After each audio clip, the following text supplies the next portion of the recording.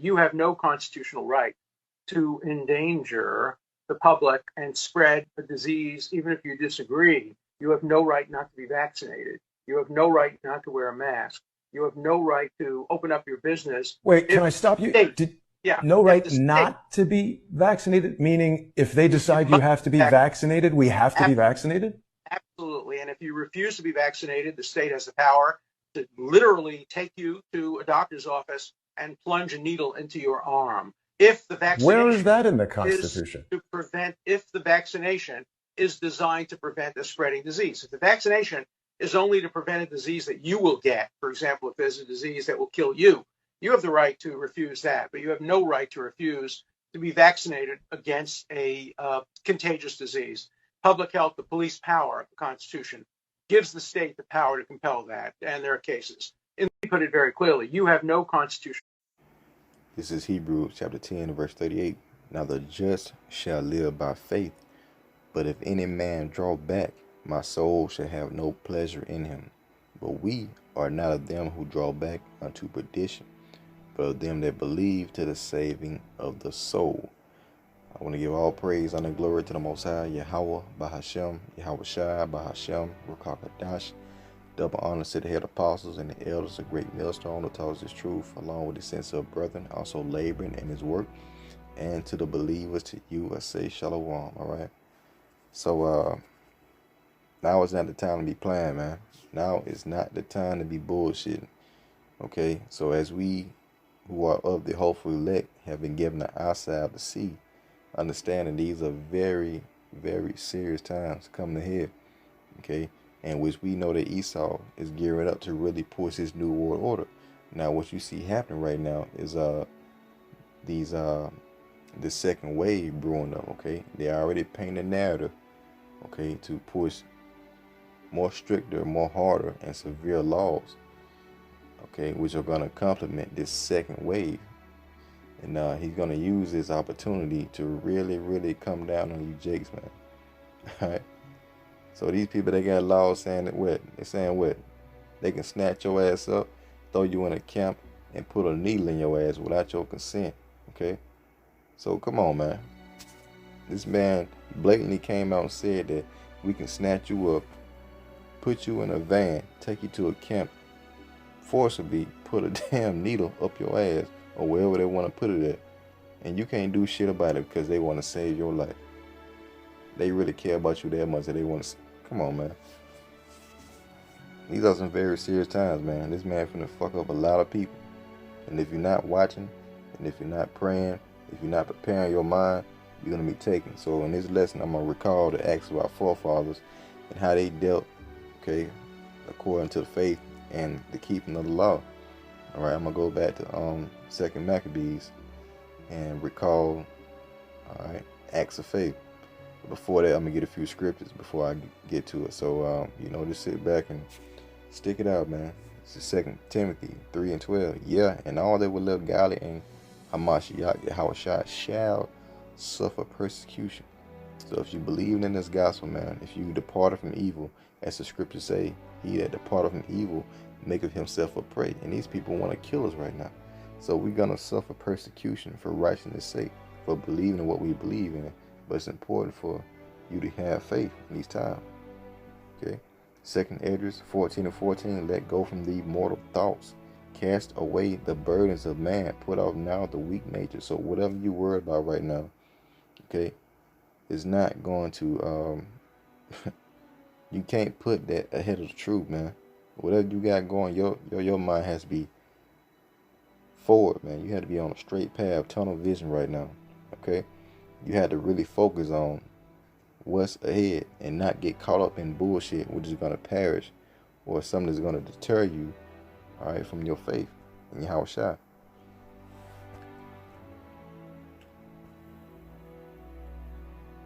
Second Esdras 14 and 15, to set aside the thoughts that are most heavy unto thee. The thoughts that are most heavy unto you, your family, okay? Anything that's most heavy unto you, set it aside, man. Because these times that we're coming into are going to be unlike any other, according to Daniel the 12th chapter. All right, Jacob's trouble We're just calling the worst time period in human history. In human history is going to be the worst time period for you so-called Negroes, Latinos, and Native Americans. And set aside the thoughts that are most heavy unto thee, and haste thee to flee from these times. So whatever you putting your stock in right now, you should not be putting your stock in it if it ain't the truth. Okay, you should not be putting your stock in anything carnal. And if you got a family, you need to be focused on the truth so you and your family can possibly be delivered. Okay. This is Ecclesiasticus 2:10. So let's look at the generations of old and see, did ever any trust in the Lord and was confounded? Or did any abide in his fear and was forsaken? Or whom did he ever despise that called upon him? Okay. So this is going to be the battlegrounds pretty much for when Jacob trouble really jumps off. Are you going to depend on the Most High? Are you going to call on him in the times of trouble? Or are you going to leap to your own will? Okay, your own will, and try to save yourself by carnal means, which is going to lead to your death. Scripture tell you, man, to be carnally minded is death. So you pick up a weapon in these times, that really mean that you don't trust in the Lord. So that leads us to 1 Maccabees 2:1. All right, the family of Mattathias. It says, in those days arose Mattathias as the son of John, the son of Simeon, and a priest of the sons of Joiarib from Jerusalem, and dwelt in Modin. And he had 5 sons: Johanan, called Cadus, Simon, called Thasai, Judas, who was called Maccabees, Eleazar, called Avaron, and Jonathan, whose surname was Aphus. Okay. Verse 6. And when he saw the blasphemies, you read the title, Matthias laments over Judah and Jerusalem, okay, they were committing abominations. And when he saw the blasphemies that were committed in Judah and Jerusalem, he said, woe is me. Wherefore was I born to see the misery of my people and of the holy city, and to dwell there, when I was delivered into the hand of the enemy, and the sanctuary into the hand of strangers. And that's how the elect feel today, like our people fucked up out here, man. It says, her temple is become as a man without glory. Her glorious vessels are carried away into captivity. Her infants are slain in the streets. Her young men with the sword of the enemy. What nation have not had a part in her kingdom and gotten of her spoils? And that her is talking about the nation of Israel. All her ornaments are taken away. Of a free woman she has become a bond slave. And behold, our sanctuary, even our beauty and our glory, is laid waste, and the Gentiles have profaned it. To what end thereof shall we live any longer?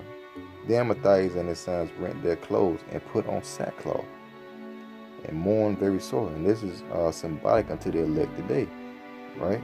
We on the corners, man, with sackcloths on, just like feeling just like Matthias, as he was mourning over the state of his people. Then Matthias and his son rent their clothes and put on sackcloth and mourn very sore. Verse 15, the title reads, Matthias prevents a pagan sacrifice. In the meanwhile, the king's officers, such as compelled the people to revolt, came into the city of Modin to make them sacrifice. And when many of Israel came unto them, Matthias also and his sons came together. Then answered the king's officers and said to Matthias on this wise, Thou art a ruler and an honorable and great man in the city, and strengthened with sons and brethren. Now therefore come thou first and fulfill the king's commandment. Come and fulfill the king's commandment, like as all the heathen have done. Yeah, and the men of Judah also, and such as remain at Jerusalem. So shalt thou and thy house be in the number of the king's friends. And thou and thy children shall be honored with silver and gold and many rewards. So basically, his king was trying to bribe him into, bow down into his image, okay, for these rewards. It says, then Matthias answered and spake with a loud voice, though all nations are under the king's dominion, obey him. As today, you got all these nations obeying Esau, the so-called white man, and fall away everyone from the religion of their fathers, and give consent to his commandments. Yet will I and my sons and my brethren walk in the covenant of our fathers. Most High forbid that we should forsake the law and the ordinances. We would not hearken to the king's word to go from our religion either on the right hand or the left. Now when he had left speaking these words, there came one of the Jews in the sight of all to sacrifice on the altar which was at Moda, according to the king's commandment. So you had a Jew that was in the system, and he was doing it according to the king's commandment. 24, which thing Mattathias saw, he was inflamed with zeal. So when he saw this nigga being a sellout, he was inflamed with zeal. It says, and his reins trembled, neither could he forbear to show his anger according to the judgment. All right. Wherefore he ran and slew him upon the altar. So he killed this nigga. Also the king's commissioner who compelled men to sacrifice, he killed at that time, and the altar he pulled down. This is during the time of the Greeks, man. Thus dwelt he zealously for the law of the Most High, like as Phinehas did unto Zimri, the son also slew.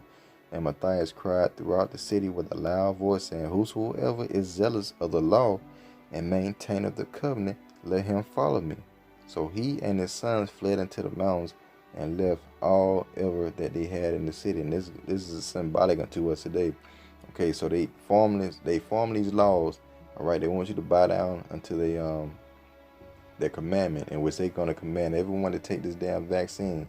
We're not gonna do that shit, man. We'd rather flee off, because they're gonna tell you gotta take this vaccine in order for you to vaccine / RFID microchips lock you, for you to function in the society. You see? So if you don't do according to the king's commandment, in which the data is Esau, you're gonna be shunned out of his system. And so therefore, we're gonna do the same thing. We rather run in the damn woods than to bow down to this man's commandment. Verse 29, Jews are killed on the Sabbath. Then many sought after justice, and judgment went down into the wilderness to dwell there, both they and their children and their wives and their cattle, because afflictions increased sore upon them. Now when it was told the king's commandment and the host that was at Jerusalem in the city of David, that certain men who had broken the king's commandment were gone down into the secret places in the wilderness. Okay. So some motherfucker slicks on them. 32 says, they pursued after them a great number, and having overtaken them, they camped against them and made war against them on this Sabbath day. All right.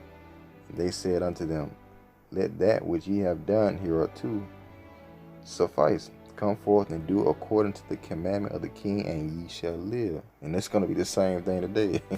If you bow down to this man's chip, his RFID microchip, he's going to tell you that you can live. If you don't do it, then you're going to die. That's what the Lord say, do, man. Don't take this chip. If you take this chip, then I'm going to kill your ass. All right? You're going to be burnt with eternal fire. All right? When those thermonuclears hit America and you see the elect getting beamed up, you're going to be left to burn. If he ain't sent Esau to kill you before that, and if you don't get caught by the plagues. Okay? That's going to be like the worst judgment, man. So, hey, don't take the damn chip. It says, verse 34, it says, but they said, we will not come forth, neither will we do the king's commandment to profane the Sabbath day. So then, you see how zealous they were for the law, man? That's crazy. That shit crazy, man. And our people, man, they sit around, they eat pork, they don't know what the hell. Our people had zeal for the law back then, all right? So then they gave them the battle with all speed. Howbeit they answered them not, neither cast they a stone at them, nor stopped the places where they lay hid, but said, let us die all in our innocency. Heaven and earth will testify for us that ye put us to death wrongfully. Okay? And our people back then understood reincarnation, and they knew that if they died for righteousness' sake, then they would receive a reward in the next life. Okay? This man said, let us die all in our innocency. Heaven and earth will testify for us that ye put us to death wrongfully. So they rose up against them in battle on the Sabbath, and they slew them. Okay? They wouldn't even fight on the Sabbath, man. They took their death cheerfully, and they slew them with their wives and children and their cattle, to the number of 1,000. Mattathias encouraged the Jews to fight for their lives and laws. Okay, all right. Verse 39. Now when Mattathias and his friends understood Hiram, they mourned for them sore. And one of them said to another, if we all do as our brother have done, which is not fight, and fight not for our lives and laws against the heathen, they will now quickly root us out of the earth. At that time, therefore, they decreed, saying, whosoever shall come to make battle with us on the Sabbath day, we will fight against him. Neither will we die all, as our brother that were murdered in the secret places. Then came there unto him a company of Hasidians, who were mighty men of Israel, even all such as were voluntarily devoted unto the law. All right. Also, all they that fled for persecution joined themselves unto them, and were a stay unto them. So they joined their forces and smote sinful men in anger and wicked men in their wrath. But the rest fled to the heathen for security. Then Mattathias and his friend went round about and pulled down the altars. And what children soever they found within the coast of Israel uncircumcised, those they circumcised violently. They pursued also after the proud men. All right, the proud men are Esau. Okay, and the work prospered in their hand. Okay, so they received the law out of the hand of the Gentiles and out of the hand of kings. Neither suffered they the sinner to triumph. And that's symbolic to the elect today also, man. We slaying these people with this word. All right, it's a spiritual war now. It's not a physical war now. It's a spiritual war. And this word is cutting Esau, right? Slaying his ass. It says, before his death, Mattathias recalled to his sons the acts of their fathers. 49. Now when the time drew near that Mattathias should die, he said unto his sons, now have pride and rebuke gotten strength in the time of destruction and the wrath of indignation. Now therefore, my sons, be ye zealous for the law, and give your lives for the covenant of your fathers. Call to remembrance what acts our fathers did in their time, so shall you receive great honor and everlasting name. Okay, they knew that reincarnation was real, and they would receive an everlasting name for the acts that they did. Okay. Verse 52, was not Abraham found faithful in temptation? All right. All the prophets were thrown in fire, man. Was not Abraham found faithful in temptation, and it was imputed unto him for righteousness? Joseph, in the time of his distress, kept the commandment and was made Lord of Egypt. Phinehas, all right, our father, in being zealous and fervent, obtained the covenant of an everlasting priesthood. Joshua, for fulfilling the word, was made a judge in Israel. Caleb, for bearing witness before the congregation, received the heritage of the land. David, for being merciful, possessed the throne of an everlasting kingdom. These are all examples of faith, man. Elijah, for being zealous and fervent for the law, was taken up into heaven. Hananiah, Azariah, and Mishael, by believing, were saved out of the flame. Okay, the Lord requires you to believe. All right, and your belief is going to be determined by your faith in the time that you are thrown into the fire. You see. So when these troops come in, man, when these military troops come in, we're not to be bugged out, man. We're meant to stand still and call upon the Lord and have faith that we're going to be delivered, all right? And it's just the Lord testing our faith, all right? These people can't do nothing outside the Lord's will. So it's all according to your faith and which judgment or reward you're going to receive. So if you don't have faith, then you're going to receive punishment. But if you have faith, the Lord is going to deliver you. That's what this is going into. So it says, by believing they were saved out of the flame. Daniel, for his innocency, was delivered from the mouth of lions. And thus consider ye throughout all ages that none that put their trust in him shall be overcome. Right? So when the time of your trouble, call on Yahweh by Shem Shai, and call upon him in faith, man, knowing that he's going to deliver you. It says, fear not then the words of a sinful man, for his glory shall be dung and worms. That's talking about Esau. Today he shall be lifted up, and tomorrow he shall not be found, because he is returned into his dust, and his thought is come to nothing. Wherefore ye, my sons, be valiant and show yourselves men in the behalf of the law, for by it shall ye obtain glory. All right? Show yourselves men in behalf of the law, for by it ye shall obtain glory. And behold, I know that your brother Simon is a man of counsel. Give ear unto him always. He shall be a father unto you. And Judas Maccabee, he had been mighty and strong, even from his youth up. Let him be your captain, and fight the battle of the people. Take also unto you all those that observe the law, and avenge ye the wrong of the people. Recompense fully the heathen. Recompense fully the heathen, and take heed to the commandments of the law. So he blessed them, and was gathered to his fathers, and he died in the 146th year. And his sons buried him in the sepulchres of his fathers at Molden, and all Israel made great lamentation for him. All right, so basically, man, these are renowned men of great faith. Okay, the family of Mattathias. All right, this is a legacy that they left behind during the time of the Greeks. Okay, which is going to be talked about forever. And these stories were written out by our Lord Yahweh, by Hashem Yahushai, to build faith. So as you see, these people who stood for the laws of their forefathers did not fold when they were given the commandment of the king to bow down to whatever they wanted them to do. But instead, they rebelled against the king's commandment, said they were going to serve the Lord Yahweh by Hashem Yahushai and our laws. And so that applies to this time when they decree an unrighteous decree to take a vaccine, all right, or for ordinary Friday microchip. Ultimately, we're not going to do it. Even if they tell us we don't have to work, even if they kick us out of our homes, even if they lock us up, even if they chastise us, throw us in camps, we're not going to take no vaccine or microchip, all right? And you know, if you're faithful, the Lord is not going to allow them to tie you down and put a needle in you. All right, if you have faith, He's going to provide a way for you to escape. So the just shall live by faith, man. So keep your faith, and always remember, man, the Lord is just testing you. He's going to throw you in the fire, and it's all according to your faith, whether you're going to make it out or not. So with that, Lord willing, was edifying. Till next time, Shalom.